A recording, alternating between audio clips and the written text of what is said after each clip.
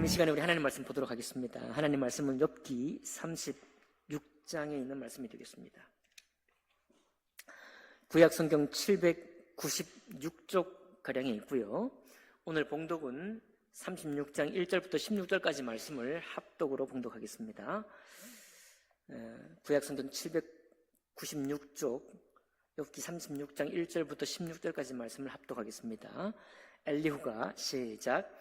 엘리후가 말을 이어 이르되 나를 잠깐 용납하라. 내가 그대에게 보이리니 이는 내가 하나님을 위하여 아직도 할 말이 있음이라. 내가 먼 데서 지식을 얻고 나를 지으신 이에게 의를 돌려보내리라.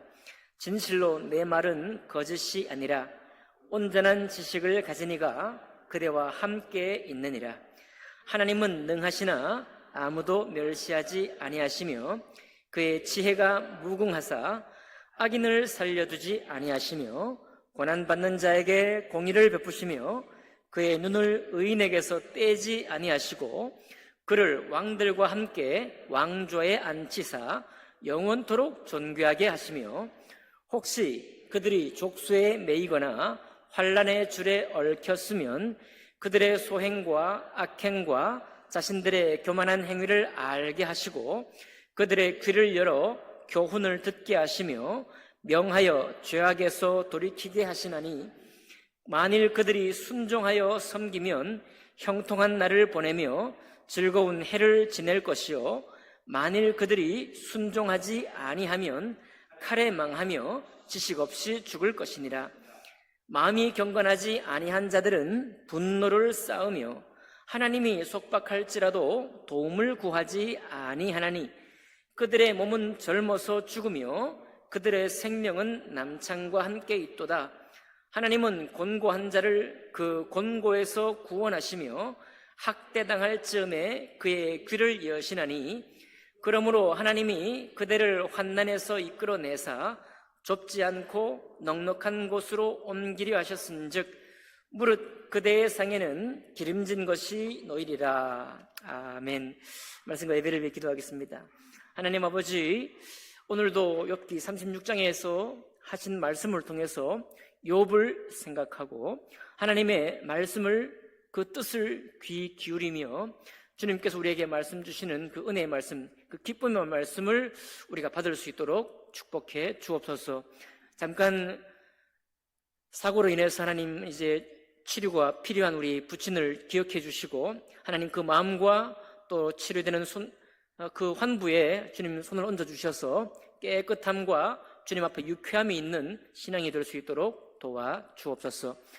주님을 찬양하며 감사할 때 귀하신 우리 주 예수님 이름으로 기도하옵나이다. 아멘. 오늘 욥기 30장 본문 전체의 말씀을 가지고 하나님께 이래라 저래라 할 사람이 있으랴 라는 제목으로 말씀 나누겠습니다.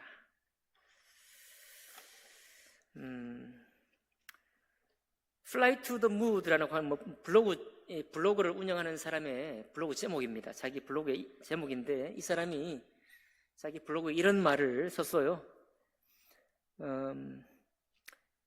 누군가 짜증나게 틱틱대면은 그렇게 화가 날 수가 없다. 좋은 순간이 많으면 나쁜 순간도 많이 쫓아온다고는 하지만 일부러 그런가 싶을 정도로 말의 무게를 모르고 말하는 사람들이 있다. 항상 나는 인과응보의 자세로 살고 있다. 착하게 살면 착한 보답을 받고 나쁘게 살면 나쁜 보답을 받는다. 주변에서부터 친절한 일을 찾고 그 사람들의 기분을 해치지 않는 일, 말을 함부로 하지 않는 일, 그 득과 실은 무조건 다시 나한테로 돌아온다고 생각한다. 가끔씩 화가 치밀어 오를 때도 있지만 하지만 기분이 태도가 되면 안 되는 법, 그냥 그러려니 하면서 넘어가게 된다. 항상 무례한 사람들이 자신에게 돌아올지도 모르는 나쁜 말을 하면 이렇게 말하고 싶다. 쉿! 엄마 전화 왔어.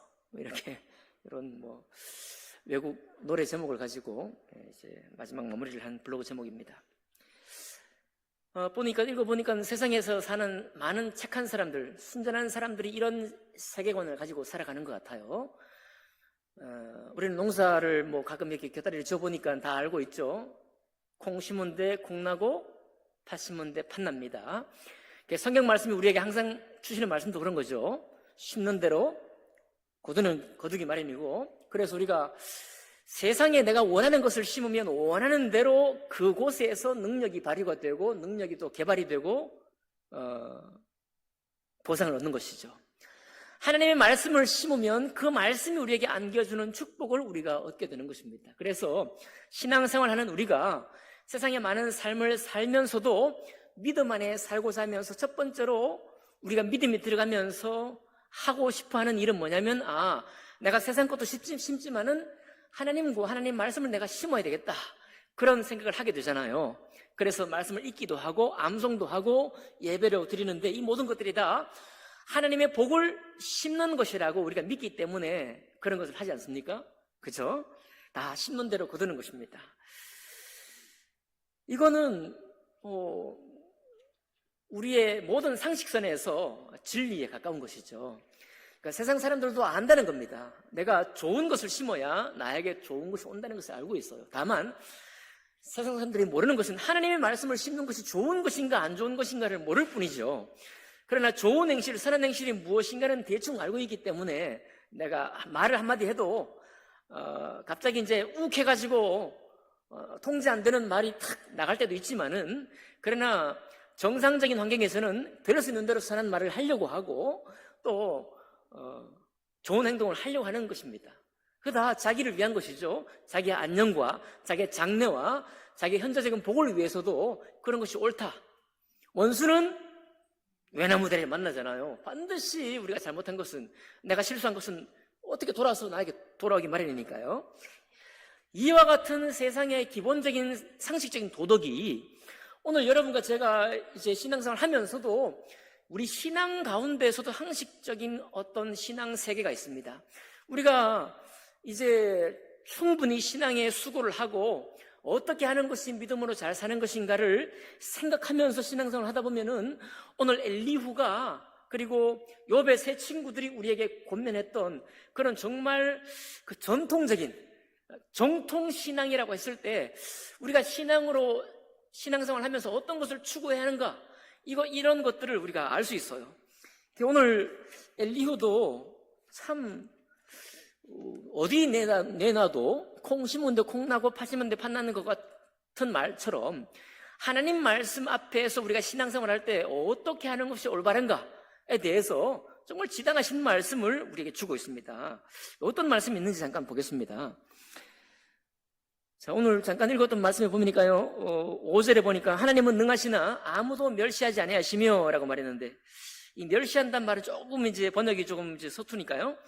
하나님은 능하시나 아무도 물리치지 않으신다. 그러니까 아무도 어떤 사람도 상관하지 않는 법은 없으시다. 이렇게 번역을 좀 하기 원하고요. 그 아래에 보면은 어떤 얘기냐면은 하나님은 능하시고 어떤 사람도 어떤 송사도 물리치는 법이 없고 다 관여하시는 분이신데, 어떻게 관여하시는가 하면 흠없는 사람이나 억울한 사람이나 의인은 하나님이 자 이렇게 판단하셔서 인정을 하시고, 그리고 악인은 살펴보신 후에 악인으로 나타나게 되면은 살려두지 않는다. 요거 이제 징벌하신다, 그런 이야기죠. 자, 이렇게 하나님의 공의가 이루어진다, 이렇게 얘기하고 있습니다. 그리고 8절에서 12절 보니까요, 8절 보니까 혹시 그들이 족쇄에 매이거나 환난의 줄에 얽혔으면, 욥이 지금 환난의 줄에 얽혀 있죠. 욥이 지금 목전에 아주 심한 공고를 당하고 있잖아요. 혹시라도 콩 심은 데 콩 나고 팥 심은 팥 나가지고 열심히 신앙생활 하지만은 하다가 보면 덜컹 어떤 일이 생기게 됩니다. 우리도 다 겪었던 것처럼 이렇게 덜컹 어떤 일이 생기게 되면 우리가 어떤 생각을 할 거냐 하면 9절이죠. 그들의 소행과 악행과 자신들의 교만한 행위를 알게 하시고 그들의 귀를 열어 교훈을 듣게 하시며 명하여 죄악에서 돌이키게 하신다, 이렇게 말하고 있어요. 자, 무슨 얘기냐면은 하나님은 우리가 신앙으로 잘 살고 있는데 어떤 일을 덜컹 우리에게 주실 때 그때는 왜 주시느냐? 우리의 죄를 일깨우시기도 하고 또 죄만 일깨우는 것이 아니라 우리가 잘 하나님의 말씀을 듣다 보면은 우리를 타일러 주셔서 교훈해 주셔가지고 우리를 더 온전케 하기 위해서 이런 어려움을 주신다, 이런 얘기예요. 자, 이것도 우리 신앙의 기본적인 생각 속에 있는 것이죠. 우리가 어떤 일을 당하면 대번에 먼저 주님 나에게 어떤 것을 깨우치려고 혹은 내가 뭐 잘못한 게 있나, 이 두 가지는 항상 따라다닌다고 제가 말씀드렸습니다. 이거는 순서대로 따라와요. 첫 번째는 내가 뭘 잘못했을까, 이겁니다. 제일 먼저 따라와요. 맞죠? 제가 안 봐도 압니다. 여러분들도 다 저와 똑같은 사람이니까요. 내가 뭘 잘못했을까, 첫 번째. 두 번째는 살펴보니까 별로 잘못이 없어. 아니 뭐 현미경으로 살펴보면 잘못이 있을 수도 있겠지만 웬만하게 상식적으로 생각했을 때 별 재반 잘못이 없어요. 그러면 두 번째로 우리가 들어가는 생각이 뭐냐면, 하나님이 이 일을 통해서 나에게 무엇을 깨우치려고, 나를 또 신앙적으로 어떤 그 탄탄한 신앙으로 이끄시려고 이런 참 고난을 주셨느냐, 이 두 번째입니다. 이게 우리 신앙의 기본적으로 생각하는 방식이에요. 아까 믿음 없는 사람이 내가 뭔가 좋지 않은 일을 향하면 반드시 안 좋은 일이 나에게 돌아온다 라고 했던 것이나 똑같이 우리가 신앙생활 속에서도 그렇게 생각한다는 것입니다.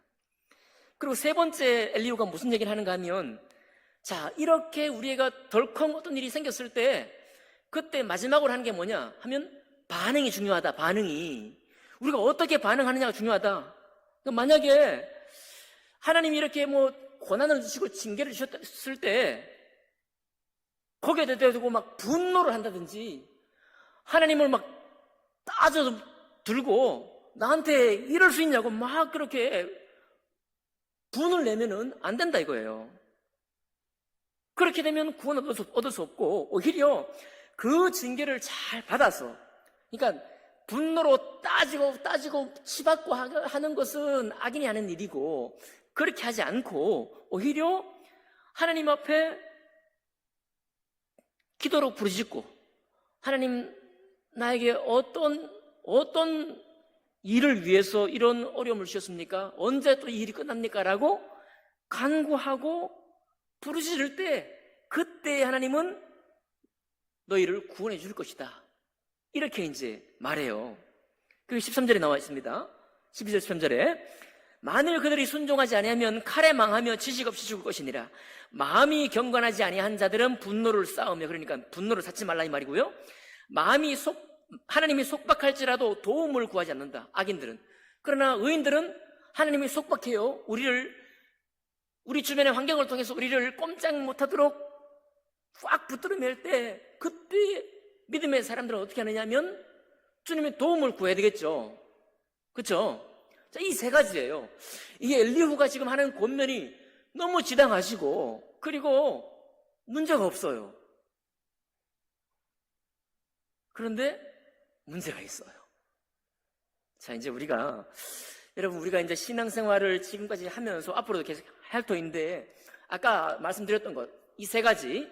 첫 번째, 어떤 덜컹 생기면 내가 뭔 잘못했나, 이런 생각하는 것 정상적이고 또 순서대로 온다고 말씀드렸고요. 두 번째는 하나님 나에게 어떤 뭔가를 깨우치려고, 어떤 교훈을 주시려고, 무슨 목적으로 이것을 주셨을까 하는 것도 두 번째에 따른다고 말씀드렸고, 세 번째, 그런 일이 닥쳤을 때 막 항거하거나 저항하려고 하거나 분노하지 말고 순종함으로 받으면서 도움을 간구하면 주님께서 마침내 건져주실 것이다. 뭐 하자가 없어 보이는데 이게 하자가 있다는 겁니다. 이 말은 우리에게 뭘 보여주는가 하면, 여러분과 저에게도 비단 욥에게만 해당되는 것이 아니라 우리 자신에게도 이렇게 잘 짜여져 있는 신앙의 대처 방법, 이렇게 잘 짜여져 있는 완벽할 것처럼 보이는 이런 신앙의 반응이 끝이 아니라는 겁니다. 왜 그러냐면 엘리후가 이렇게 온당한 합당한 말을 했지만, 또 누구든지 신앙인이면 생각하는 그 세 가지의 걸음들을 말하고 있지만 누구에게 해당되지 않는 거냐면 욥에게 해당되지 않는 거예요. 그리고 마음이 경건하지 않는 사람들은 분노를 싼다고 그랬잖아요. 욥을 지금 딱 지목하는 거거든요.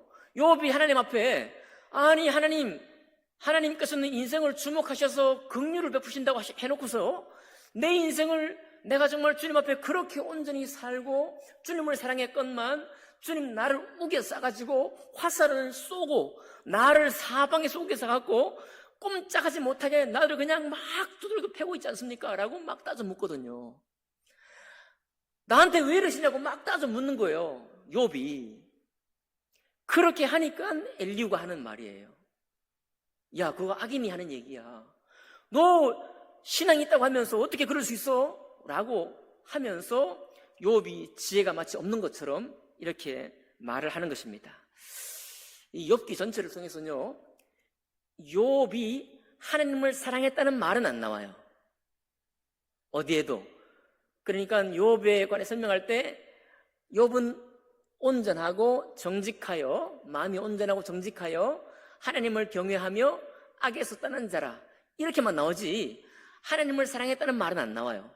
그런데 그 말이 안 나오지만 우리는 욥이 어떻게 그런 삶을 살 수 있었느냐, 하나님의 모든 말씀을 지켜 순종할 뿐만 아니라 우리보다도 신약에 와서나 말씀했던 여인을 보고 음욕을 품는 것조차도 욥이 이미 자기의 마음에 그런 마음이 들까봐 그것을 절제하고 그 마음으로부터 떠난 사람이 욥이거든요. 근데 이거 욥이 하나님을 사랑했다는 것을 알지 못하는 학자들은 이것을 어떻게 보느냐면은 욥이 신경증적이다 이거예요. 아니 그렇게 해서 어떻게 사느냐 이 말이에요. 그런 마음의 비밀까지, 마음의 작은 그 결까지 검열을 하고 하나님 앞에 막 올바르게 살려고 하면 어떻게 살겠냐 이 말입니다. 그거 신경쇠약증 아니냐, 이 완전히 너무 과민 반응 아니냐, 이렇게 해석을 하는 사람이 있어요. 여러분, 욥이 그랬겠습니까? 욥이 하나님 마음에 들려고 그냥 막 과민하게 반응하면서 이것도 해야지 저것도 해야지, 다른 건 많이 했는데 내 마음의 비밀조차 깨끗해야 되니까 야, 내 마음에 이런 음욕을 품으면 안 되지 하면서 이렇게 막 하나님 앞에 죄 범하지 않으려고 막 애를 썼겠습니까? 그러면 너무 비참한 사람이에요. 그렇죠? 그러면 너무 못 살아요. 행복하지 않을 뿐만 아니라 하나님이 좋을 이유가 전혀 없는 것입니다. 그러니까 욥이 그렇게 할 수 있었던 동기가 뭐냐면, 욥기에는 안 나오지만 괄호로 쳐져 있지만 욥이 하나님을 사랑한 거예요, 여러분. 그러니까 하나님을 사랑하니까 그 감사함과 기쁨과 영광스러움이 있기 때문에 그런 것을 하는 것이, 무슨 내가 나한테 해코지를 안 오려고, 아까 우리 일반 세상 사람들, 착한 사람이 했던 것처럼 나에게 악한 일이 안 오려고 액땜하듯이 그런 것을 물리치려고 하는 게 아니라 하나님을 사랑하기 때문에 그렇게 사는 겁니다. 그러니까 욥은 하나님을 사랑하는 사람이에요. 우리도 욥처럼 사랑합시다. 하나님을 욥처럼 사랑합시다. 그 욥처럼 사랑하니까 우리에게 이 욥기가 새로운 어떤 비전을, 신앙의 비전을 제시해 주는 게 뭐냐면, 욥을 사랑하는 사람은, 그리고 욥을 사랑해서 하나님 말씀을 순종하기를 기뻐하는 사람은, 그가 생각해 봤을 때 욥도 당연히 그런 순서를 거쳤겠죠. 내가 주님 앞에 뭐 잘못한 게 있나 생각했을 것이고요, 하나님 이 일을 통해 무슨 교훈할 것이 있나 생각했을 것이고, 내가 하나님 앞에 참 올바로 반응해야지 라고 생각했겠지만은, 그 모든 우리가 일반적으로 구사하는 신앙의 방법으로는 도무지 해명이 안 되는 것, 도무지 해석이 안 되는 그런 고난을 욥이 만난 것입니다. 자, 그럴 때 욥은 어떻게 행했느냐 이거예요. 그러니까 여러분 잘 생각하셔야 돼요. 이렇게 말씀을 드리면 나는 욥하고는 좀 거리가 있어 보인다, 이렇게 생각하면 우리가 시험에 드는 겁니다. 여러분 그렇게 생각할 하등의 이유가 없어요. 우리가 비록 부족한 것이 있어도 우리는 예수 그리스도를 통해서 구원받은 사람이잖아요. 예수 그리스도를 통해서 그분의 십자가의 섬김을 통해서 우리를 의롭다고 인정받은 사람입니다. 아멘 해버려야 돼요. 우리 의인이라고 인정받은 사람입니다.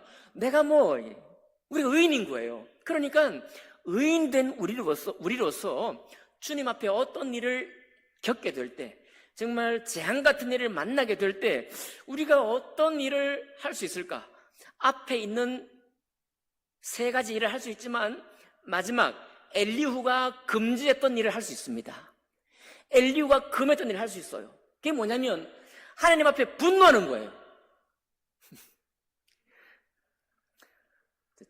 여기 계신 착한 분들은 이거 못해요.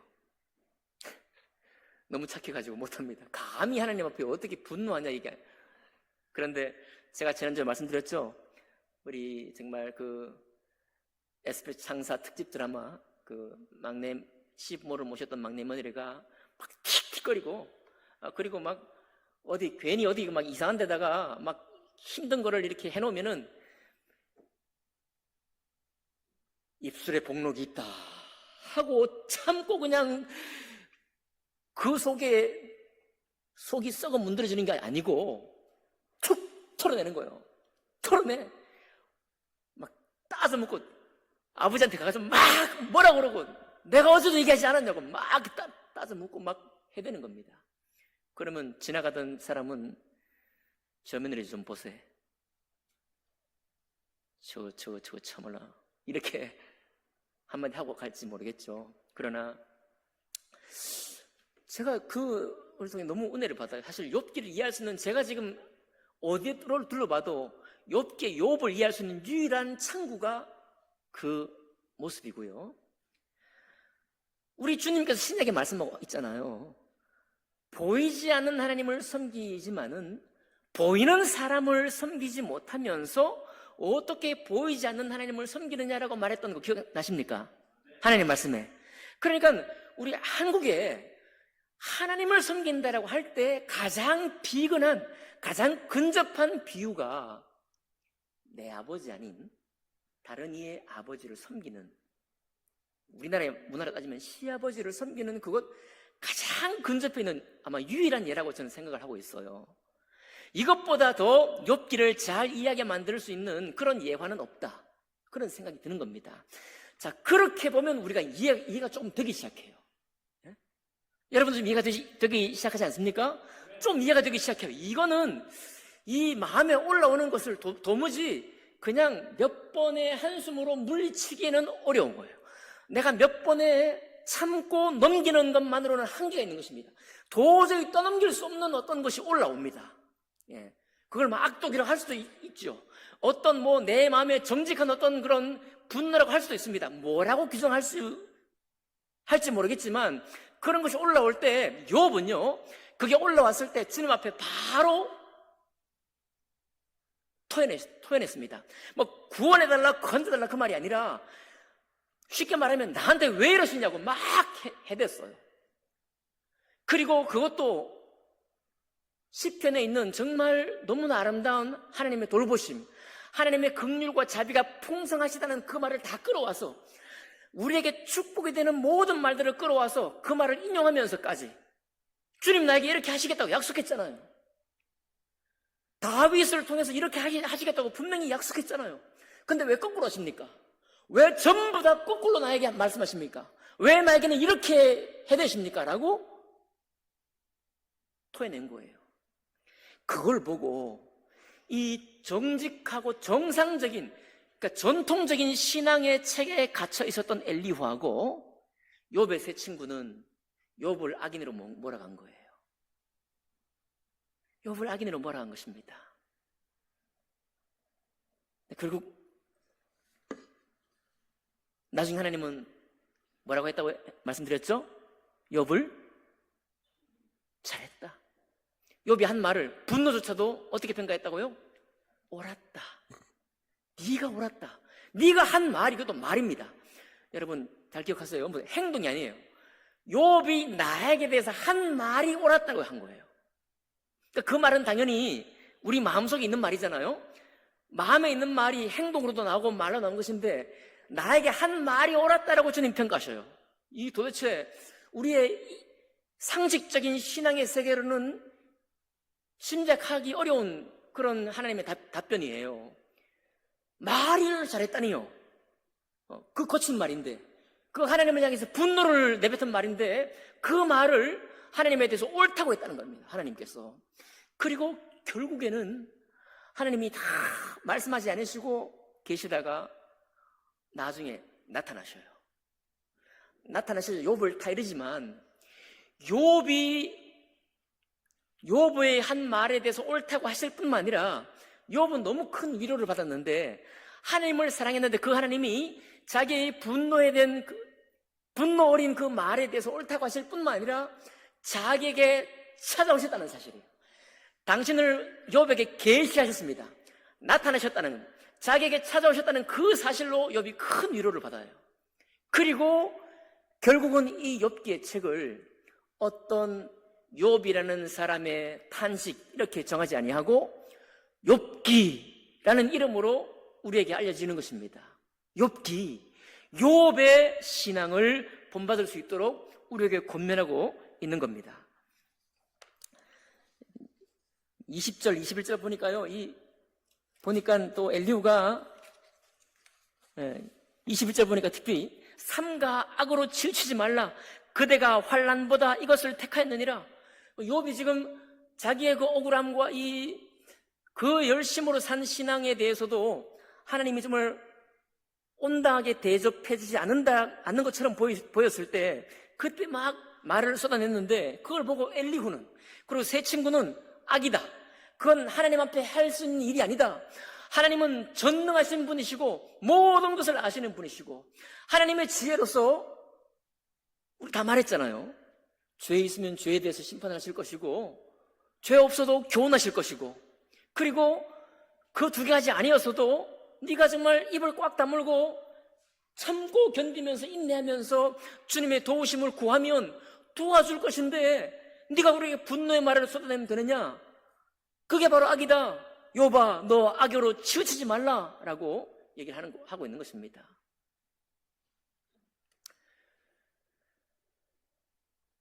너무 놀라운 것이죠.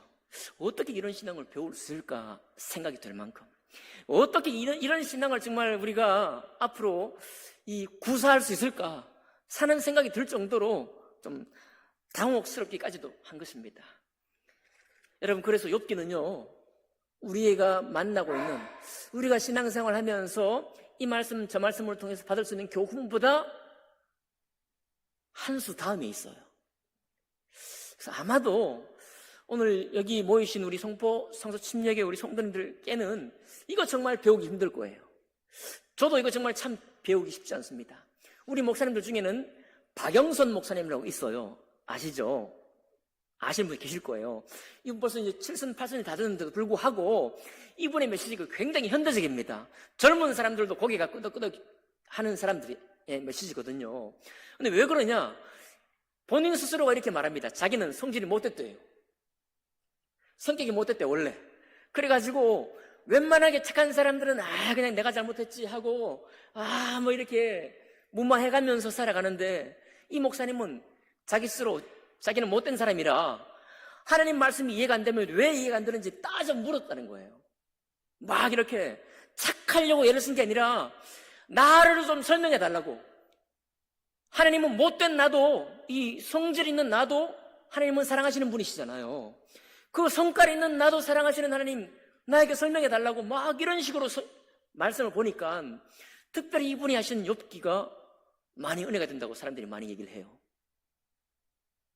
그러니까 우리가 이 믿음을 배우려면 조금 못될 필요는 없지만은 우리의 마음에 있는 정직한 말을 참 밖으로 쏘아낼 수 있는 법을 배워가야 된다는 거예요.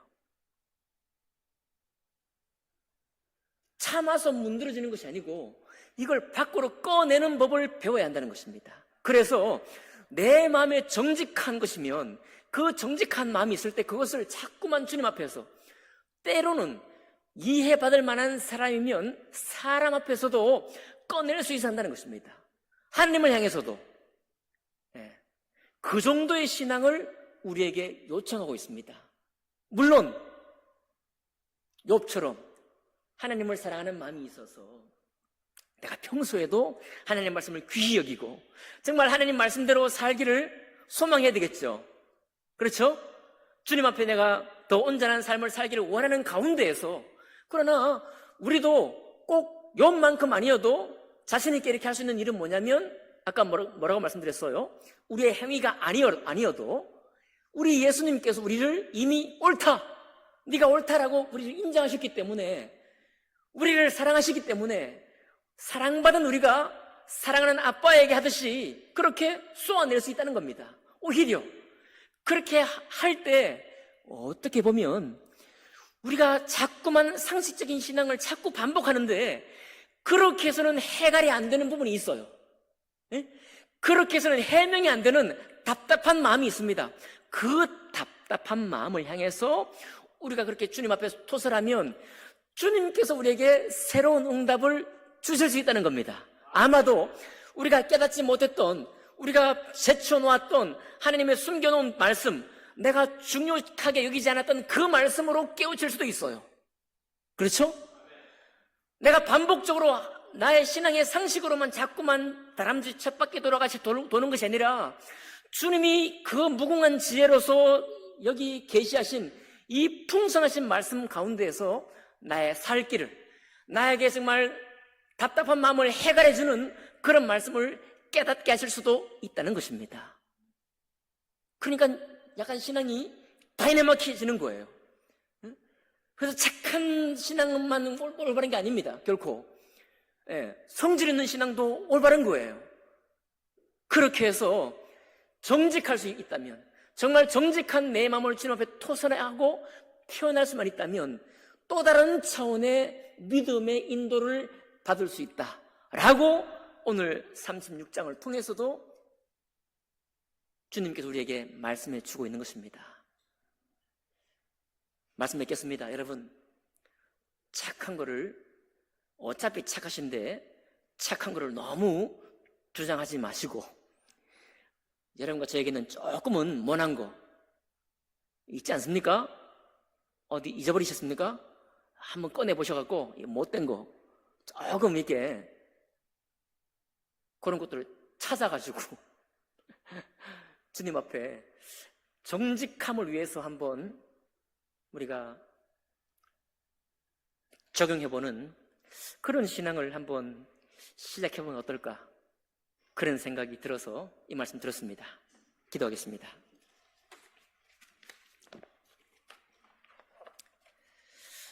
살아계신 하나님 아버지, 사람이 어찌 하나님께 이래라 저래라 할 수 있겠습니까? 그러나 주님, 욥은 주님 앞에 왜 이러셨냐고, 왜 그러셨냐고 하나님을 때로는 따져 묻기도 하고, 주님 앞에 그 정말 마음에 치받아 오는 그 생각들을, 그 감정을 주님 앞에 토해냈던 것을 보게 됩니다. 수많은 신앙인들은 그 사람의 말을, 그의 감정적인 그 격정을 이해하지 못하고 손가락질하며 그의 믿음 없음을 말할지 모르겠지만은, 그러나 오 하나님 아버지, 정직한 자에게 완전한 지혜를 예비하시겠다고 하신 분은 우리 주님이십니다. 오 하나님, 나의 마음속, 나의 정서, 나의 감정, 나의 모든 경험 속에 내 마음에 정직할 수 있는 신앙인이 될 수 있도록 도와주시옵소서. 그러므로 주님의 신비, 주님의 영광스럽고 놀라운 믿음의 응답을 발견할 수 있는 저희들 될 수 있도록 축복해 주옵소서. 감사드리며 귀하신 우리 주 예수님 이름으로 기도하옵나이다. 아멘.